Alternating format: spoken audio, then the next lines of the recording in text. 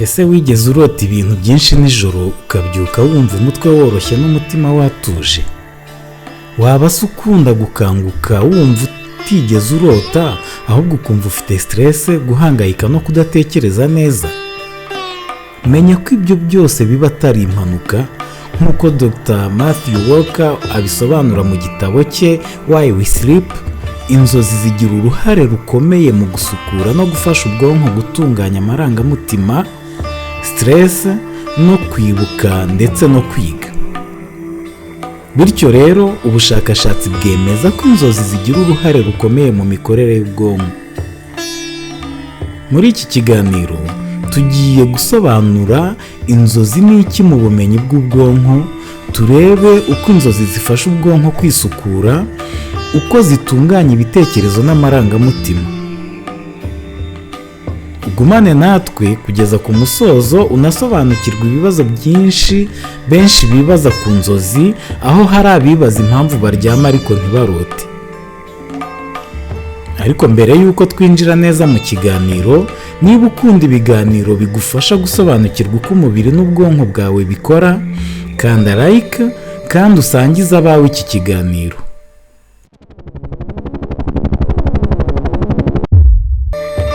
Ikaze nanone bantu b'utuntu tw'ubwenge. Mu gice cya mbere cy'iki kiganiro twamaze gusobanukirwa ukuntu igice cy'ibitotsi byimbitse bifasha gusukura imyanda y'imbere mu bwonko. Uyu munsi rero turaganira ku kindi gice cy'ibitotsi gifite akamaro gakomeye, aricyo gice cy'inzozi. Mu gihe cy'inzozi ubwonko buba bukora cyane, ariko mu buryo butandukanye n'iyo turi maso. Icyo gihe ubwonko busubiramo ibyabaye ku manywa bukabihuza n'indi mitekerereze yacu bikabyara inzozi. Ariko mbere y'uko tuvuga byinshi ku nzozi, reka tubanze tumenye icyo ari cyo inzozi ushingiye ku bumenyi bw'ubwonko. Abahanga mu mikorere y'ubwonko bavuga ko ubundi ijoro ry'ibitotsi rigira ibice bibiri by'ingenzi. Icya mbere kikaba cyitwa non-REM sleep, aribyo bisobanura non-rapid eye movement sleep.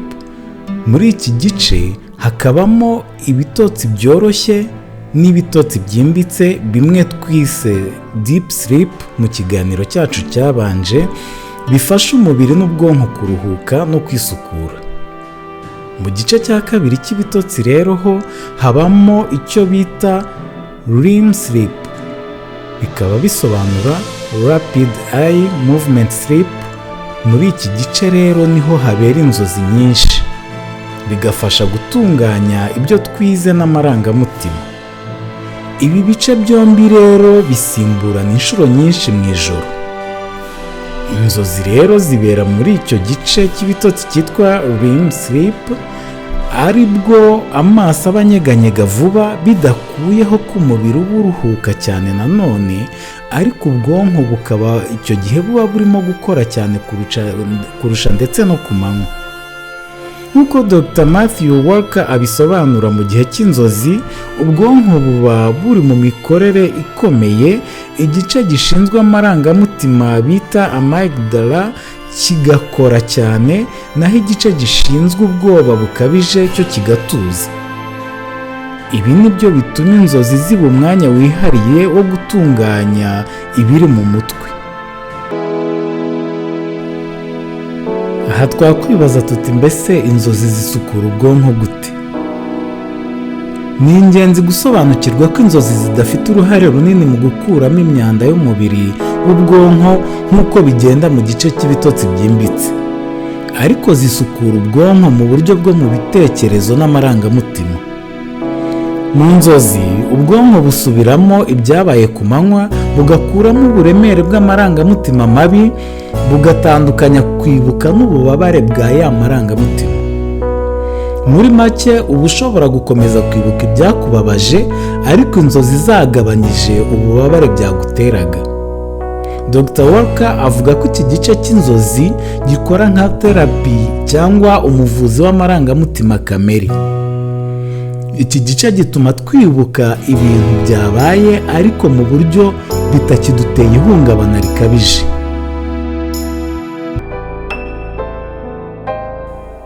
dore rero uko inzozi zisukura amarangamutima. Iyo urota, stress iragabanuka, guhangayika kukagabanuka, ubwonko bugasubira ku murongo.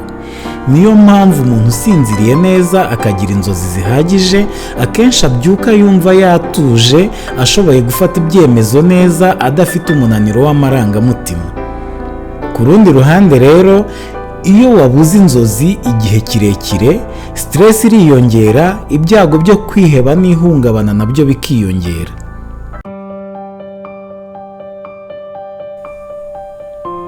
Mu rwego rw'inzozi rwo gusukura ibitekerezo, inzozi zifasha ubwonko mu gutunganya ibyo twize, gushyira mu bubiko amakuru y'ingenzi, guhuza ibitekerezo bishya n'ibisanzwe bihari. Mbese urebye ni nk'uko ubwonko buba burimo gusukura ububiko, bugasigarana iby'ingenzi bukarekura ibitari ngombwa. Ibi bigatuma kwiga byoroha, guhanga ibitekerezo bishya bikiyongera, ubwenge bukarushaho gukara. Mbere y'uko turebera hamwe rero ibisubizo by'ibibazo benshi bibaza ku bijyanye n'inzozi, niba ugeze hano kandi ukaba wumva wanyuzwe, unagenda usobanukirwa, kanda like, ubundi dukomeze ku bintu benshi bibaza ku bijyanye n'inzozi. Hari umuntu ubaza icyo yarose akakubwira ngo njye sinjya ndota. Ese ubwo biba byagenze bite? Ukuri kwa siyansi ni uko abantu hafi ya bose barota buri joro, ariko akenshi hakabaho abatibuka inzozi zabo. Kuryama rwose nturote byaba ari ibintu bidasanzwe cyane. Ubushakashatsi mu by'ubwonko bugaragaza ko umuntu usinziriye neza anyura mu byiciro bitandukanye by'ibitotsi, harimo REM sleep, ari naho inzozi zibera. Mu ijoro rimwe umuntu anyura muri iyi REM sleep inshuro 4 kugeza kuri 6, kandi buri gihe iyo agezeyo ahurirayo n'inzozi, muri make ararota. Ibi bivuze ko niyo wumva kutarose uba warose ariko uba utazibuka. Ubushakashatsi buvuga ko twibuka inzozi cyane iyo dukangutse muri REM sleep, cya gice cyo kuroteramo inzozi. Iyo dukangutse muri cya gihe cy'ibitotsi byimbitse, inzozi ziba zabaye ariko zigahita zibagirana.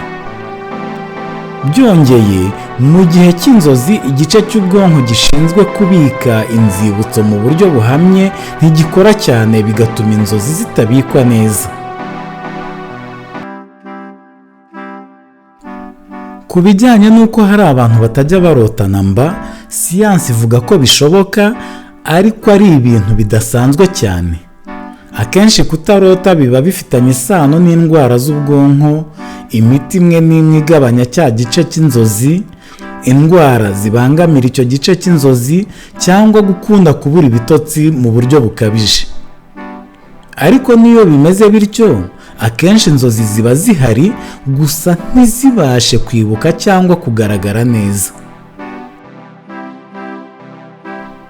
Kubura REM sleep, cya gice twavuze kiberamo inzozi igihe kirekire, bigira ingaruka zikomeye ku bwonko.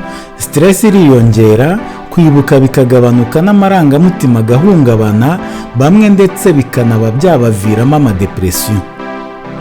Ibi byerekana ko inzozi ari igice cy'ingenzi cy'ubuzima n'ubwonko. Burya si ibintu bimeze nka filime cyangwa inkuru za nijoro gusa.